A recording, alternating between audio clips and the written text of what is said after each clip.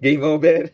Hindi ko mo po top-notcher siya sa pagkasenador. Pwede nang manalo sa pagkapangulo. Ang magdidesisyon yan ang mga mamamayang Filipino. With all the controversies at kaindik-hindik na kinasangkutan po ng kampo ninyo, malamang bangungot lang ang inyong mga pangarap.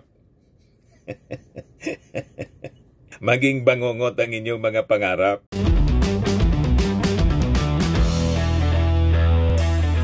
Ito naman po yung bago naming product na binibenta online.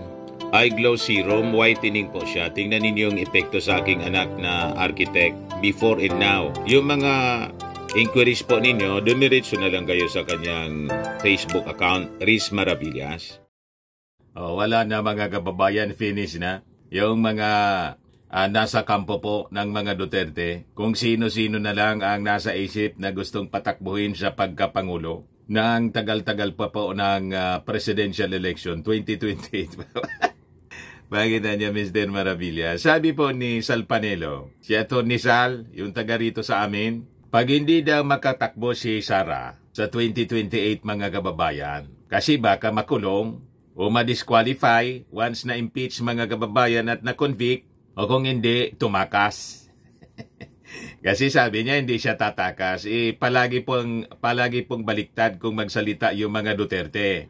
Baka tumakas tulad po ni Tebes. Pero siyempre, makukulong pa rin. Pag na-convict siya mga kababayan ng patong-patong na kaso na sabi nga natin, siya man lang po ang may kagagawan. Ngayon, pag nangyari, sabi ni Atty. Sal Panelo, ang plan B nilang patatakbuhin si Robin Padilla. This is a sign of desperation, mga kababayan. Para lang makabalik sila sa poder. Gagamitin nila si Robin Padilla kasi loyal minion nila mga kababayan, senador ng mga Duterte, hindi man senador ng bayan. Plan B ni Rodi. Robin Padilla to run for president in 2028 if Sara Duterte cannot. So makikita ninyo mga kababayan kung gaano sila kaswapang sa posisyon. Gagawin ng lahat. Makabalik lang sila mga kababayan sa poder. Kaya mga sinasabi nila na wala man sa kanila yung posisyon, maniwala kayo sa mga pinagsasabi nila. But before that mga kababayan, before nating pag-usapan, click subscribe muna dito sa ating YouTube channel and hit the notification bell para lagi po kayong updated sa mga kaganapan dito sa ating bansa. Like and share na rin po ninyo ng ating video. At wag na rin po ninyo na i-skip yung ating mga commercial ads para tuloy-tuloy lang ang pagunlad ng Bagong Pilipinas. At itong ating programa mga kababayan, atid sa inyo nitong ating mga sponsors. Firmax Firming and Lifting Cream. Pinapay po sa mga pulses in affected area. Mainam po ito sa mga pains at paninigas ng mga kaso-kasuan. Ito sa mukha naman yung application, anti-aging, Automax po siya. Ito iGlow Zero mga kababayan. Whitening po siya. Made in South Korea. Ito naman po, Nengxia Red Mix Fruit Drink. Gawa po siya sa goji berry. May anti-cancer properties po siya. At sa mga nagana po ng malinis and spacious fitness gym, pumunta lang po kayo sa aming Colossal Fitness Gym. May Grab car rental din po kami. At bills payment po sa aming office. At saka sa mga mahilig po sa mga imported bags, manood po kayo sa live selling ni Madam Aileen Rosales sa kanyang Aileen Closet po. Pati mga shoes, ito yung kanya po. Ito yung kanyang page. Kita ninyo, napakagandang mga online selling po siya. Si Madam Aileen Rosales. Cellphone number niya po, 773-798-7816. Balikan natin mga kababayan ang ating topic. Matindi po ang pagnanasa ni Digong na makabalik sila sa posisyon. Durog na po ang politika nila. Tingin ko po, kahit sinong i-endorse nila, isusumpa ng ating mga mamamayang Filipino dahil po sa mga nadiskubre. Ayan po, yung mga nadiskubre ng Quadcom, affidavit links Duterte, Yang to 2004, Domoy Drug Raid. Matindi po yung pasabog ng Quadcom. lumalabas tulad ng sinabi po ni dating Senador Trillanes, yung war on drugs mga kababayan, budol. Yung I hate drugs mga kababayan, lumalabas, I hate the competition on drugs. Sila ang nasa likod ng operasyon ng droga. Sabi mga kababayan ni Congressman Romeo Acop. Yan sabi ni Acop. Ladies and gentlemen, the Quadcom has started to uncover a grand criminal enterprise, and it would seem that at the center of it is former President Duterte. Napakasakit po nito dahil pawang tayo ay nabudol. Mahirap po ang trabaho natin dito sa Quadcom. Walang gustong bumangga sa isang popular na dating presidente, pero kami po tulad niya ay halal ng taong bayan. Kahindik-hindik po. Totally destroyed mga kababayan ang politika ng mga Duterte. Kaya kung sino-sino na lang ang gusto nilang patakbuhin para makabalik sila sa poder. Pero tingin ko man lang po, pwedeng mali ako, pwedeng tama po ako. Kahit sino po na patakbuhin nila, talo. Kasi siyempre, kilala na sila mga kababayan ng ating mga mamamayang Filipino. Matindi po yung nadiskubre ng Quadcom. Yan sabi dito sa report ng Impact Leadership. ACO presented key evidence including testimonies from witnesses such as former Police Intelligence Officer Colonel Eduardo Asierto. Asierto alleged that Duterte alongside Senators Bongo and Bato de la Rosa protected illegal drug networks and facilitated massive drug shipments. Among the cases cited was the tale of two shipments involving 6.4 billion and 3.4 billion pesos worth of shabu smuggled in 2017 and 2018. Witnesses Mark Taguba and Jimmy Guban detailed how Duterte's son, Davao City 1st District Representative Paulo Duterte, his son-in-law Manasseh Carpio, husband of Vice President Sara Duterte, and close associate Michael Yang, orchestrated these operations through the Bureau of Customs bribery scheme known as TARA system. Ganon kalala mga kababayan. So madaling sabi, cover lang po ni Digong kung papaniwalaan natin ang mga nadiskubre ng Quadcom investigation po. Cover lang po ni Digong yung I hate drugs. Yung drug war niya is just a cover para sa kanilang sariling drug operation. So nakakakilabot po yung mga nadiskubre ng Quadcom. So sabi po dito, Michael Yang identified a central figure in the investigation was linked to drug trafficking operations, spanning importation, manufacturing, and distribution. Asierto's reports also tied Yang to major drug raids such as the 2004 Domoy Laboratory raid in Davao City and the 2023 seizure of 3.6 billion worth of shabu in Pampanga. Madaling sabi mga kababayan, 2004 pa lang mga kababayan, yun na yung negosyo nila. Matagal na po pala at tumindi po nung manalo si Digong bilang Pangulo na ang kanyang plataforma, War on Drugs. Grabe po. Kaya sabi ni Congressman Acop, ladies and gentlemen, nabodol po tayo. So sabi dyan, the committee also condemned the drug wars reward system where law enforcement officers were allegedly incentivized to kill suspects. The system reportedly led to over 30,000 deaths.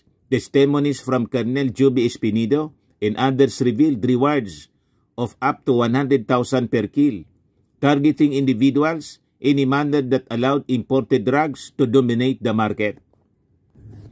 Former police officer Arturo Las Cañas added to the explosive revelations describing Duterte as the Lord of all drug lords. In his affidavit to the International Criminal Court, Las Cañas accused Duterte of using the anti-drug campaign to eliminate competitors while protecting key players in the trade. Acop vowed to continue the investigation in 2025, aiming to address systemic corruption and seek justice for the victims of the drug war. We will leave no stone unturned, he promised. So, madaling sabi mga kababayan, hindi pa tapos. Tulad po ng investigasyon kay Sara Duterte sa paggamit ng confidential funds, may mga iimbestigahan pa sa kanya. Yung pondo naman po sa relief operation ng Office of the Vice President involving 175 million. So, yung nangyari po na report ng Committee on Good Government, partial report pa lang pala yun. Tuloy-tuloy hanggang 2025 po. Ganon din po sa AJK, Pogo, and the war on drugs. Kaya ngayon, ang naisip ni Digong, sabi ni Sal Panelo, pag hindi niya makatakbo si Sara, patatakboin si Robin Padilla. Gagamitin po si kabayang Robin Padilla, taga-Daet Camarines Norte po sila, Cam Norte si Robin, Bicolano, para makapagpatuloy sila sa kanilang mga activities. Ayan ba? Kapag pinakulong yan, referring to Inday Sara, ang patatakboy namin si Robin Padilla. Pag si Robin Padilla, game over. Pero ni Inday Sara, game over din yan. Game over?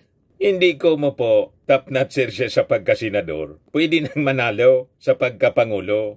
Ang magdidesisyon yan, ang mga mamamayang Filipino. With all the controversies at kaindik-hindik na kinasangkutan po ng kampo ninyo, malamang bangungot lang ang inyong mga pangarap. Maging bangungot ang inyong mga pangarap. Sabi dito sa balita, speechless law, hindi makakibo si Robin Padilla nang marinig niya yung plan B ng kanyang amo na si Digong. Siyempre, mapapaisip din yun. Para niyang malabo itong plano ng amo ko. Mabuti nito kasi sirang-sira na, umiwalay na rin.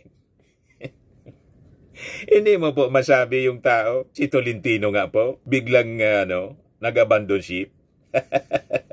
Pero just the same po, hindi pa rin iboboto ng ating mga Marcos supporters kahit sumama na sa administration party. Nasa line-up na po ng administration party for senator si Tolentino. Damay siya, mga kababayan, kasama si Amy Marcos. Sabi ni Panelo, sasabihin ko na sa iyo ang napag-usapan namin ni Presidente. So narinig ko siya, speechless. Sabi ko, ihanda mo na sarili mo. Kasi pag yan ang nangyari, ikaw ang ilalaban namin. Kasi nag-usap na kami ni Presidente and he agrees with me na ikaw talaga ang pwedeng pumalit kay Inday Sara, sabi ni Panelo. So gagawin nila mga kababayan ang lahat para lang makabalik sa poder. Hindi man para maglingkod sa ating mga mamamayan, kundi patuloy na budulin. Sabi ni Congressman Acop, ladies and gentlemen, nabudol po tayo. Anyway, mga kababayan, nasa ating mga kamay. We have all the power to hire and fire. Di ba? Alangan man, magpapasweldo tayo ng mga tao, gagawin nating lideran tulad ng mga taong ito. Di ba pa? Sabi nga po sa kasabihan, you can fool some of the people some of the time. You can fool all the people some of the time. But you cannot fool the people all the time. Tama po mga kababayan. So yung pangbubudol po ninyo, pwedeng nabudol nga. Pero hindi pwedeng mabudol na lang ng paulit-ulit. Okay po mga kababayan? Sa mga naghanap ng malinis and spacious fitness gym, pumunta lang po kayo sa aming Colossal Fitness Gym. We also offer Grab Car Rental with our brand new 2023 model ng Toyota Innova. We also accept booking for those who are planning to travel via PAL, Cebu Pacific, and other airline companies, local and international, and bills payment for Meralco Bills, PLDT, Aleco Bills, etc. Ang Colossal Fitness Gym is located at 3rd floor Security Bank Building, Landco Business Park, Legazpi City, Albay. For inquiries, look for Chilon Maravillas. Contact number 0966-802-0949. Yan yung aming Innova. Lagi na pong matao sa amin. Pati mga foreigners po, tingnan ninyo, mga British tourists sila. Ang lalaki ng katawan na, mga kababayan, nag-gym sa amin. Ito naman po, Indian National. Ito mga mga European sila. Ito naman yung bago naming product na binibenta online, iGlow Serum.